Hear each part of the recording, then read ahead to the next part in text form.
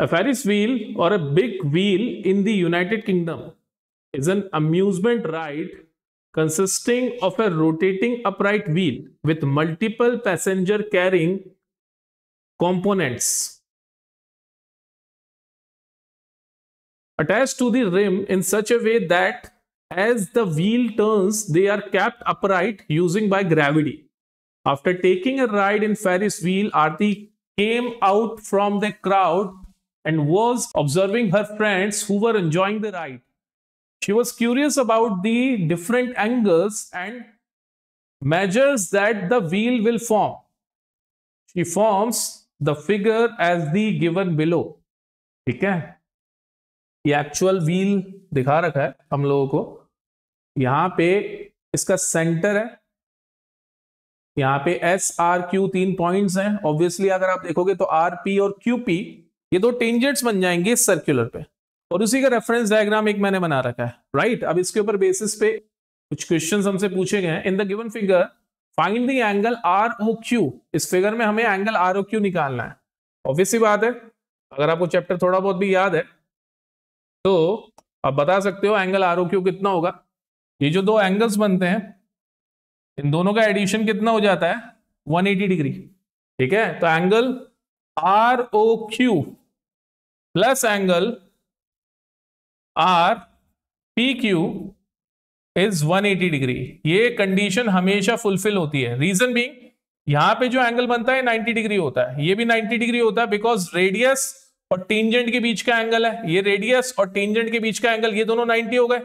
अब बना क्या, आर ओ क्यू पी एक क्वाड्रिलेटरल बन गया, और क्वाड्रिलेटरल में उसके चारों एंगल्स का एडिशन कितना होता है 360 डिग्री. जिसमें से 2 एंगल्स हमें पता पड़ गए, ये 90 और ये 90 है. राइट, तो ऑब्वियसली इन दोनों का एडिशन कितना हो जाएगा 180 डिग्री, जिसमें से हमें ये पता है ये 30 डिग्री है. तो angle R O Q will be 180 degree minus angle R P Q हो जाएगा. So 180 degree minus 30 degree, so it will give you 150 degree. आसान सी बात है. Find the angle R Q P. अब हमें angle R Q P figure out करना है. ये पर्टिकुलर एंगल,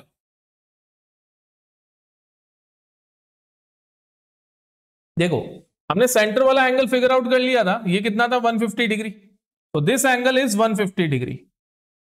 अब अगर आप नोटिस करो तो बीच में एक ट्राइंगल बन रहा है, और मैं इस ट्राइंगल को एक बार फिर से बना देता हूं. This particular triangle, triangle R O Q. So थोड़ा सा उसी फॉर्मेशन में रखते हैं जिस फॉर्मेशन में हमें ट्राइंगल दिखाई दे रहा है. यह है ट्राइंगल आर ओ क्यू. अब हमें अब तक पता है कि ये 150 डिग्री था. Right, 150 degree. अब O से लेके Q और O से लेके R ये दोनों रेडाई ऑफ सर्किल हो जाएंगी. तो हो ना हो ये पर्टिकुलर ट्राइंगल कैसा हो जाएगा, ये पर्टिकुलर ट्राइंगल कैसा हो जाएगा आइसोसेलेस ट्राइंगल. अब यहां पे ये एंगल और ये एंगल, मतलब angle O Q R, angle O Q R is equals to बन जाएगा एंगल ओ आर क्यू. थोड़ी देर के लिए मैंने दोनों को x मान लिया, तो एंगल सम प्रॉपर्टी से x plus x plus 150 degree कितना हो जाएगा 180 डिग्री. तो यहाँ पे 2x कितना बन जाएगा 30 डिग्री. तो x की वैल्यू कितनी आ जाएगी 15 डिग्री. अब ये x मुझे क्यों चाहिए था, देखो मुझे ये इतना सा एंगल पता पड़ गया, ये इतना सा एंगल कितना हो जाएगा 15 डिग्री. राइट, अब अगर आप नोटिस करो तो angle O Q P, angle O Q P मतलब रेडियस और टेंजेंट के बीच का एंगल, ये पूरा कितना होता है 90 डिग्री. 90 डिग्री में से अगर मैं ये 15 डिग्री सब्ट्रैक्ट कर दूं तो मुझे एंगल आर क्यू पी मिल जाएगा. तो एंगल आर क्यू पी क्या हो जाएगा, angle R Q P will be angle O Q P minus angle O Q R. So angle R Q P will be 90 degree minus 15 degree, बोले तो 75 degree. Easy. Find the angle R S Q. Angle R S Q हमें निकालना है. Angle R S Q ये particular angle, हमें already angle R O Q पता पड़ गया था. एंगल आर ओ क्यू क्या था 150 डिग्री था. तो एंगल आर एस क्यू और एंगल आर ओ क्यू में क्या रिलेशन है, ये दोनों ही एंगल सेम आर्क से बनने वाले एंगल से। एक एंगल तो बन रहा है सर्किल के सेंटर पे, और दूसरा एंगल कहां बन रहा है? सर्किल की सर्कमफेरेंस पे या फिर सर्किल पर। हम लोगों ने 9th क्लास में एक थ्योरम पढ़ी थी, that angle in the segment of the circle is half as the angle subtended by the arc at the centre of the circle. तो angle R S Q will be half of angle R O Q. तो angle R S Q कितना हो जाएगा? 1/2 of 150 degree, बोले तो 75 degree. आसान सी बात है। Find the angle O R P. ये फाइंड करने की जरूरत नहीं है हमको, ये तो हमें पता है ये 90 डिग्री होता है, because this is the angle between the radius of the circle and the tangent of the circle, so this will be automatically 90 degree. तो मैं लिख देता हूं angle O R P is equals to 90 degree the angle between radius and tangent. ये अगर नहीं पता होता तो हम क्वेश्चन शुरू ही नहीं कर पाते। Varun has been selected by his school to design the logo for Sports Day T-shirts for students and staff. The logo design is given in the figure, and he is working on the font and different colors according to the theme. In the given figure, a circle with the center O is inscribed with a triangle ABC such that it touches the sides AB, BC and CA at the point D, E and F respectively. The lengths of the side of AB, BC and CA are 12, 8 and 10 centimeter respectively. AB की है length 12, BC की है 8 और CA की है 10। 12, 8, 10. Find the length AD. देखो ये थी 12 सेंटीमीटर, ये 8 सेंटीमीटर और ये 10 सेंटीमीटर। अब इस तरह के क्वेश्चन को सॉल्व करने के लिए ना आपको थ्योरम लगानी पड़ेगी। ऑब्वियसली इस चैप्टर में दो ही थ्योरम्स हैं। एक तो ये कि सर्किल की टेंजेंट और रेडियस के बीच का एंगल हमेशा 90 डिग्री होता है, और सेकंड थ्योरम ये है कि किसी भी पॉइंट से ड्रॉ की गई टेंजेंट्स की लेंथ आपस में इक्वल होती है। तो यहां पे अगर आप नोटिस करो तो पॉइंट ए से दो टेंजेंट्स जा रही हैं, ए एफ और ए डी। तो A F is equals to A D होगा, जिसको कि मैं x मानने वाला हूं, मतलब ये लेंथ x हो गई, ये लेंथ भी x हो गई। सिमिलरली पॉइंट बी से दो टेंजेंट ड्रॉ की जा रही है, बी डी और B E. So B D is equals to B E हो जाएगा, और इन दोनों को मैं y एज्यूम करने वाला हूं। सिमिलरली आप C से भी देखोगे तो दो टेंजेंट्स ड्रॉ हो रही हैं, CF और CE, और इन दोनों को मैं क्या अज्यूम करने वाला हूं?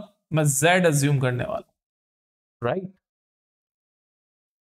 अब यहां से इन तीन इक्वेशंस को मैं यूज करूंगा और मैं सब कुछ डिटरमाइन कर सकता हूं x, y एंड z। तो पहली बात, अगर मैं यहां से z x, x y और y z इन सबको ऐड कर दूं, या तो मैं इन सबको ऐड कर दूं, तो मुझे क्या मिल जाएगा? इस पूरे ट्राइंगल की सर्कमफेरेंस, राइट, पेरीमीटर। या फिर अगर मैं x और y को ऐड करूं तो x प्लस y का एडिशन कितना मिल रहा है मुझे? 12 सेंटीमीटर। ऐसे ही x और z का एडिशन कितना मिल रहा है मुझे? x और z का एडिशन कितना मिलेगा? 10 सेंटीमीटर। ऐसे ही z और y का एडिशन कितना मिल जाएगा? z और y का एडिशन मिल जाएगा 8 सेंटीमीटर। इनफैक्ट हमें इनको इक्वेशन लेने की जरूरत नहीं है, हम इन तीनों को इक्वेशन लेंगे 1, 2, 3। वो तो जस्ट हमने अज्यूम करा है, तो इसलिए इनको हम लोग ऐसे लिखेंगे, राइट। अब देखो, अब इन तीन इक्वेशंस का यूज करके हम लोग सॉल्व करेंगे। अगर मैं इक्वेशन 1 और 2 को एक दूसरे में से सब्ट्रैक्ट करवा दूं, जैसे इक्वेशन 1 माइनस इक्वेशन 2, तो क्या हो जाएगा? x plus y minus x minus z is equals to 12 minus 10। तो यहां पे x x एलिमिनेट हो गया और क्या बचा? y minus z is equals to 2। ये बन जाती है हमारी एक और नई इक्वेशन, फोर्थ इक्वेशन। एक्चुअल में हमारे पास में जो सिनेरियो है ना, वो ये है कि हमारे पास में 3 इक्वेशंस हैं और हमारे पास में 3 वेरिएबल्स हैं, x, y एंड z। तो पहले हम 2 इक्वेशंस को सॉल्व करके किसी एक वेरिएबल को एलिमिनेट करेंगे। तो वो वेरिएबल जो हमारा एलिमिनेट हुआ वो कौन था, x था। अब जो उनसे रिजल्ट बना है उससे हम लोग थर्ड वाली इक्वेशन के वेरिएबल को एलिमिनेट करेंगे। आप नोटिस करो, अगर मैं थर्ड इक्वेशन और फोर्थ इक्वेशन को डायरेक्टली ऐड कर दूं तो z से z सब्ट्रैक्ट हो रहा है, y और y ऐड होके क्या बन जाएगा, 2y बन जाएगा, और RHS में आपको मिल जाएगा 10 centimetre. So equation 3 plus equation 4, z plus y minus z is equals to 8 plus 2, obviously centimetre. z से z कैंसिल हुआ, 2y कितना बन जाएगा, 10 सेंटीमीटर, तो y की वैल्यू कितनी आ जाएगी, 5 सेंटीमीटर। अब जैसे हमें y मिल गया, हम y की वैल्यू उठा के अगर इक्वेशन नंबर 1 में पुट करेंगे तो हमें x मिल जाएगा, हम इक्वेशन नंबर 4 में अगर पुट करेंगे या 3 में पुट करेंगे तो हमें z मिल जाएगा। ठीक है, so put y in 1, put y is equals to 5 in 1, तो यहां पे x plus 5 is equals to 12 था, तो x कितना आ जाएगा, 7 सेंटीमीटर। ऐसे ही put y in y is equals to 5 in 3, तो z plus y is equals to 8 centimetre, तो z इज इक्वल्स टू कितना हो जाएगा, 8 माइनस 5, तो z की वैल्यू कितनी आ गई, 3 आ गई। अब हमारे पास में अपेरेंटली सारे के सारे मेजर्स आ गए। ठीक है, अब अगर ये बोलता है इसको AD चाहिए, AD कितना, x है, AD की वैल्यू हम लोगों ने x निकाल ली 7 सेंटीमीटर। अब अगर आगे ये हमसे BD मांगेगा या BE मांगेगा तो हमें सारी वैल्यूज ऑलरेडी पता है, आसान सी बात है। देखो नेक्स्ट पार्ट में ही हमसे BE मांग रहा है, और BE हमने क्या अज्यूम करा हुआ था, BE हमने y अज्यूम करा था, और y की वैल्यू हम लोगों ने कितनी निकाली, 5 निकाली, तो सेकंड पार्ट का आंसर कितना हो जाएगा, 5। थर्ड पार्ट में ये हमसे CF मांग रहा है, CF को हमने क्या अज्यूम करा था, z अज्यूम करा था। देखो CF इज z की वैल्यू हम लोगों ने कितनी निकाली थी, z की वैल्यू हम लोगों ने निकाली थी 3, तो थर्ड पार्ट का आंसर हो जाएगा 3। फोर्थ पार्ट में बोल रहा है, if the radius of the circle is 4 centimetre then find the area of triangle OAB। यहां पे O इसका सेंटर होगा, तो radius of the circle is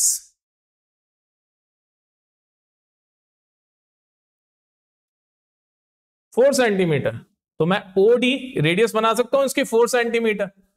अब यहां पे जो ये ट्राइंगल हमसे मांग रहा है वो ट्राइंगल है ट्राइंगल OAB, मतलब O से A को ज्वाइन करा, AB तो ऑलरेडी ज्वाइंड है, और साथ में आ गया B। अब आप याद करो कि OA रेडियस है और ये AB क्या है, इसकी एक टेंजेंट है, तो इन दोनों के बीच में एंगल कितना बनेगा, 90 डिग्री। तो एरिया ऑफ ट्राइंगल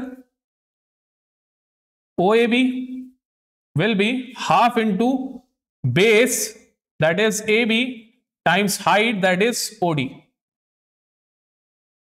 तो हाफ इंटू AB हमें 12 गिवन था और OD हो जाएगा 4, कैंसिल करा तो आंसर आ जाएगा 24 सेंटीमीटर स्क्वायर। आसान सी बात है। Find the area of triangle ABC। अब हमें पूरे ट्राइंगल ABC का एरिया निकालना है, तो इसका एरिया निकालने के लिए बहुत ही आसान चीज हम लोग कर सकते हैं, जैसा हम लोगों ने अभी करा था। हम लोगों ने O से D को ज्वाइन करा था, ऐसे हम O से F को ज्वाइन कर सकते हैं, O से E को ज्वाइन कर सकते हैं, और हम ऐसे 3 ट्राइंगल्स बना सकते हैं छोटे छोटे। फर्स्ट ट्राइंगल हमारा वही वाला होगा, ट्राइंगल AOP। सेकंड ट्राइंगल हो जाएगा ट्राइंगल OBC, और थर्ड ट्राइंगल हो जाएगा ट्राइंगल AOC। ये लेंथ हमें 12 सेंटीमीटर गिवन थी, ये लेंथ हमें 8 सेंटीमीटर गिवन थी, और ये लेंथ हमें 10 सेंटीमीटर गिवन थी। ठीक है, तो सबसे पहले एरिया ऑफ ट्राइंगल ABC हम एक फॉर्मूला बना लेते हैं। Area of triangle ABC is equals to area of triangle OBC plus area of triangle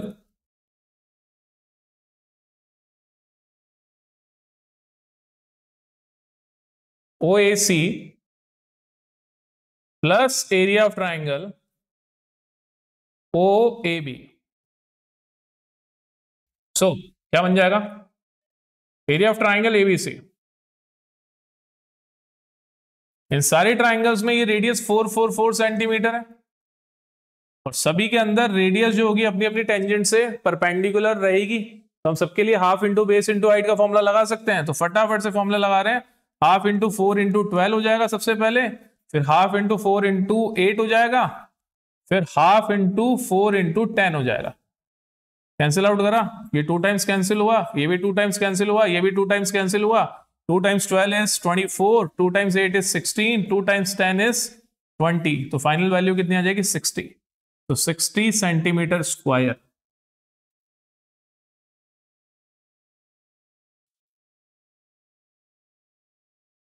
In a park, 4 poles are standing at positions A, B, C, and D around the circular fountain.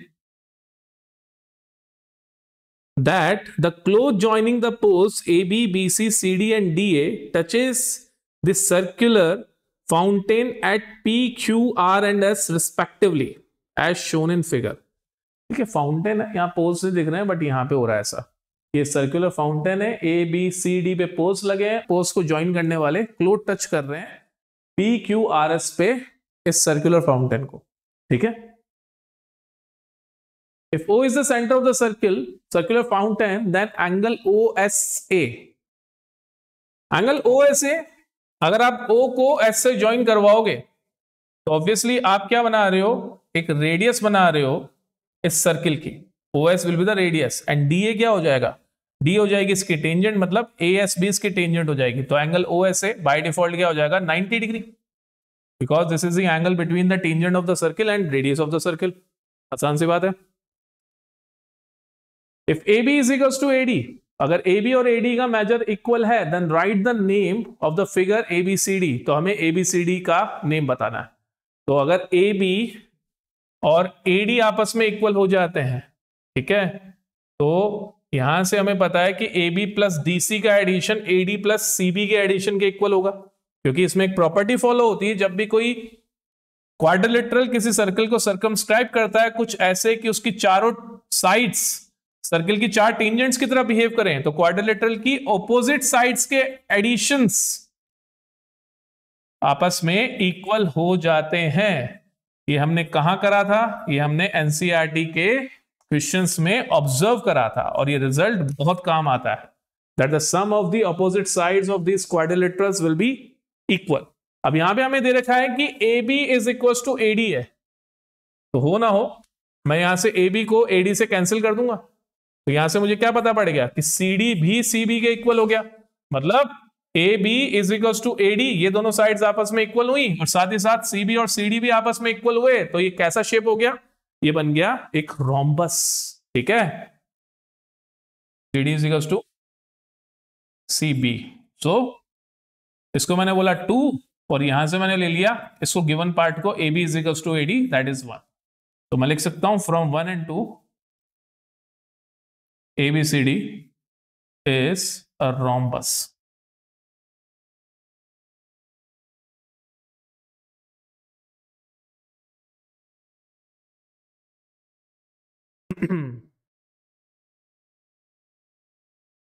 If DR is 7 centimetre, AD is 11 centimetre. देखो DR 7 centimetre है, इतना सा part, और AD ये पूरा part 11 centimetre है. And find the length of AP. हमें AP figure out करना है. देखो यहां से हो ना हो DR is equal to DS होगा. क्यों होगा, because these are the tangent from the same point. Tangents from same point.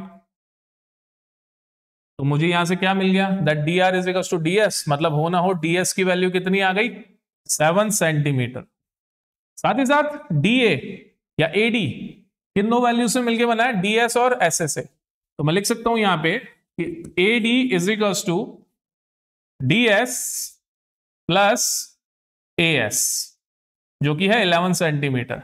और मुझे जो वैल्यू मिल गई कि DS 7 सेंटीमीटर है, मैंने यहां पे पुट करा, तो AS कितना मिल जाएगा 11 माइनस 7, तो AS की वैल्यू कितनी हो जाएगी 4 सेंटीमीटर. अब नोटिस करो कि AS और AP ये आपस में इक्वल होंगे, क्योंकि ये दोनों ही A से ड्रॉ करी जाने वाली टेंजेंट्स हैं. तो AP is equal to AS, reason is same, tangents from the same point. तो अपेरेंटली AP कितना आ जाएगा 4 centimetre. If O is the center of the circular fountain with angle QCR is equals to 60 degree.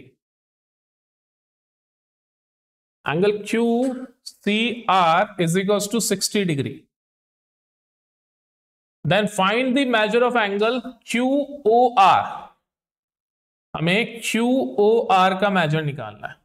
देखो obviously ये angle 90 degree होगा, ये angle भी 90 degree होगा, क्योंकि ये दोनों रेडियस और टेंजेंट के बीच में बनने वाले एंगल्स हैं। तो क्वाड्रिलेटरल OQCR का जो इंटीरियर एंगल्स का एडिशन होगा वो 360 डिग्री होता है, हमें पता ही है। तो हम लोग क्या कर सकते हैं, या तो हम 90 प्लस 90 प्लस 60 को सब्ट्रैक्ट कर दें 360 में से, या फिर हमें पता है कि इन दोनों ऑपोजिट एंगल्स का एडिशन कितना हो जाएगा 180। तो angle ROQ is equals to 180 degree minus 60 degree. तो एंगल ROQ कितना बन जाएगा 120 degree. Easy.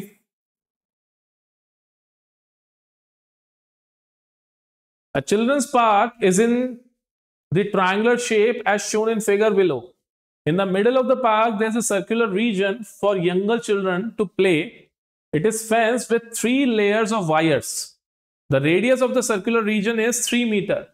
Based on the above information, answer the following questions. Find the perimeter or circumference of the circular region. Circular region की perimeter कितनी हो जाएगी 2 pi r, क्योंकि radius है इसकी 3 मीटर, तो 2 pi times 3, so that means it will become 6 pi metre. जब pi की वैल्यू नहीं दी जाए तो आप पाई को पाई में छोड़ सकते हो। सेकेंड है what is the total length of the wire used. So what is the total length of the wire used. अब यहां पे वायर का यूज करके ये सर्कुलर पार्ट को अलग करा गया बाकी ट्राइंगल शेप से, और सर्कुलर पार्ट को अलग करने के लिए इन्होंने 3 लेयर्स ऑफ वायर यूज करी है। So that means 3 times of 6 pi. So it will be 18 pi meter.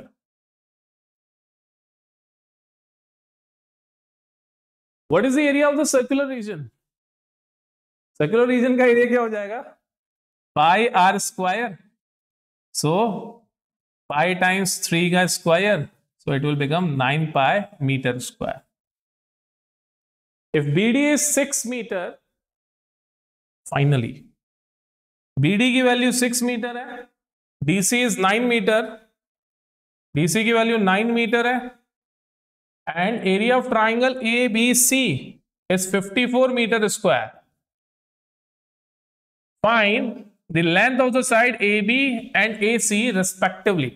हमें AB और AC की लेंथ निकालनी है। देखो अब हमें पता है कि BD अगर यहां पे E और F थे तो BD is equals to BF हो जाएगा, मतलब ये भी 6 मीटर हो जाएगा, और EC ये भी कितना हो जाएगा DC के इक्वल 9 मीटर। इन दोनों को मैंने क्या एज्यूम कर लिया X एज्यूम कर लिया। ठीक है, अब ये सर्किल है और सर्किल की रेडियस हमें दे रखी कितनी 3 मीटर। तो यहां से मैंने सेंटर से OD OE और OF तीनों को ज्वाइन करवा दिया। तो ऐसा करने से हमें 3 ट्राइंगल्स मिल जाएंगे, जिन तीनों ट्राइंगल्स के लिए हमारे पास में उनकी हाइट्स हैं। फर्स्ट ट्राइंगल हो जाएगा ट्राइंगल OBC, सेकंड ट्राइंगल हो जाएगा ट्राइंगल AOB, और थर्ड ट्राइंगल हो जाएगा ट्राइंगल AOC। अगर इन तीनों ट्राइंगल्स का मैं एरिया ले लूंगा तो वो ओवरऑल किसके इक्वल हो जाएगा 54 मीटर स्क्वायर के इक्वल हो जाएगा, right.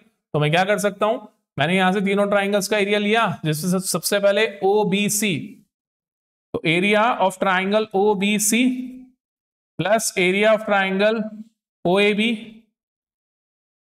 Plus area of triangle OAC। इन तीनों का एरिया मिला के क्या बना एरिया ऑफ ट्राइंगल ABC। अब एरिया ऑफ ट्राइंगल ABC हमें दे रखा है 54, जिसको कि मैं यहां पे लिख रहा हूं। एरिया ऑफ ट्राइंगल OBC का एरिया कितना हो जाएगा हाफ इंटू बेस कितना है 6 प्लस 9 15 और height 3 plus area of triangle OAB का एरिया हो जाएगा half into base 6 plus x लिया जाएगा और हाइट इसकी मतलब रेडियस 3 हो जाएगी। सिमिलरली लास्ट ट्राइंगल OAC का एरिया हाफ इंटू बेस इसका हो जाएगा 9 प्लस x और हाइट इसकी भी कितनी ली जाएगी 3 ली जाएगी। आसान सी बात है। इन सब में से 3/2 कॉमन है, जिसको मैंने बाहर निकाल लिया। यहां पे बचा 15 6 plus x plus 9 plus x और सामने कितना है 54। इजी, 3 से 54 कैंसिल हो गया, 18 टाइम्स 2 मल्टीप्लाई हो जाएगा, सामने जाके कितना बन जाएगा 36, x और x ऐड होके 2x हो जाएंगे, 15 6 और 9 ऐड होके कितने हो जाएंगे 30, 30 सामने जाएगा, 36 minus 30 is equals to 2x हो जाएगा। मतलब x की वैल्यू कितनी आ जाएगी हमारे पास में 6/2 विच मीन्स 3। तो जब x 3 आ गया तो AB कितना हो जाएगा 6 प्लस एक्स मीन्स 9 और AC कितना हो जाएगा 9 प्लस एक्स विच मीन्स 12। तो रिक्वायर्ड लेंथ AB बन जाएगा 9 मीटर और AC बन जाएगा 12 मीटर। आसान सी बात। Find the perimeter of triangle ABC. अब हमें ट्राइंगल एबीसी का पेरीमीटर निकालना है, जिसमें हमें BC ऑलरेडी पता है 6 प्लस 9 15 हो जाएगा। बाकी के मेजरमेंट हम लोगों ने अभी अभी निकाले हैं, तो एडिशन करना तो आपको आता ही है। 21 और 15 36 मीटर। आसान सी बात है।